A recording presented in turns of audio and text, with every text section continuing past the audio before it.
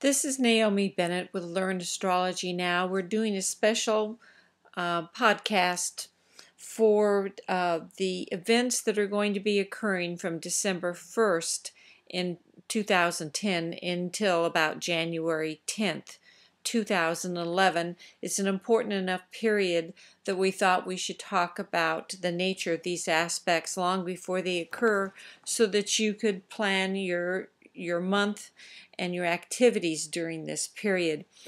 This is a period of a lunar eclipse and a solar eclipse. The lunar eclipse is centered on December the 21st and the solar eclipse is January 4th. But between those two time periods, we have additional aspects activated by Mars and by the Sun that will definitely be newsworthy and cause some major events, possibly some reversals or some changes in the stock market, because I think that the long trims of the globalization of debt, of the problems with foreclosure, with business slowing down, that we're likely to see additional bad news.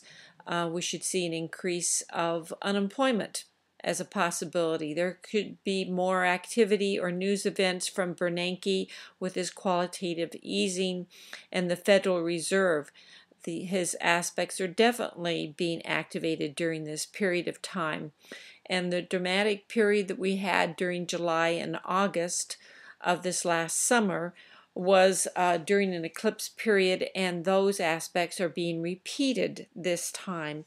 So those old points are being activated again. So starting on December the 1st, we have Mars coming to a square of Uranus. Invariably, you'll find some shocking news events, always regarding surprise.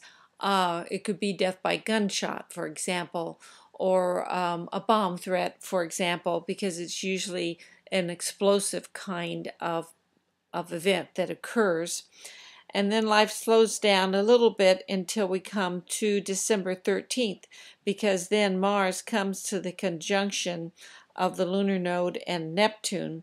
So this is a time period where we're likely to see deception or illusion or the misdirection of our thoughts against the real activity that's going on, a lot like an iceberg, a lot hidden underground and not too much visible for the public to see. And then on December the 18th, the Sun comes to the square of Uranus.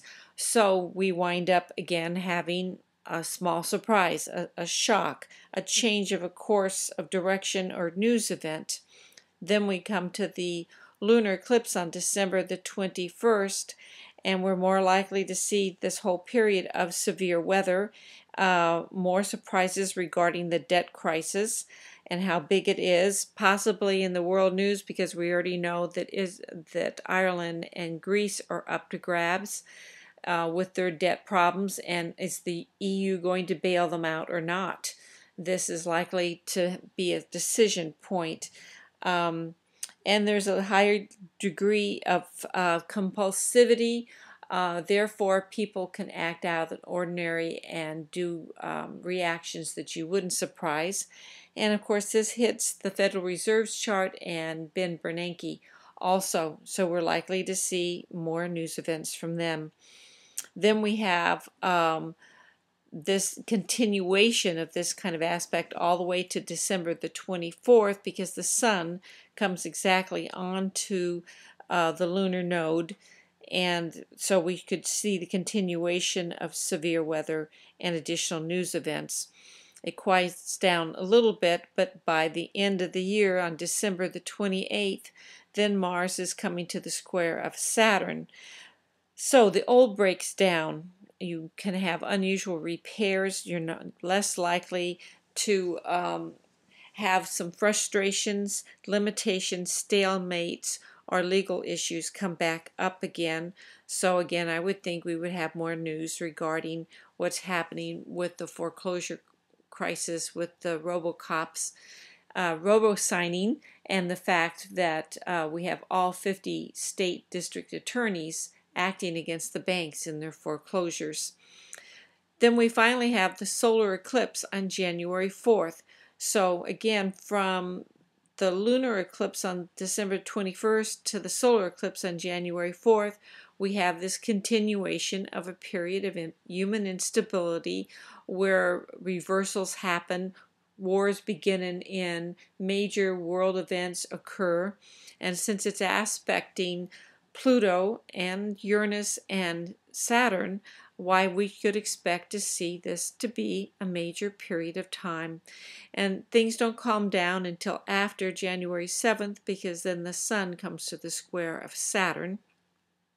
So again, we're to see more continuing events regarding legal issues, limits, responsibilities, and it feels like everything slows down with limits and reasons not to act.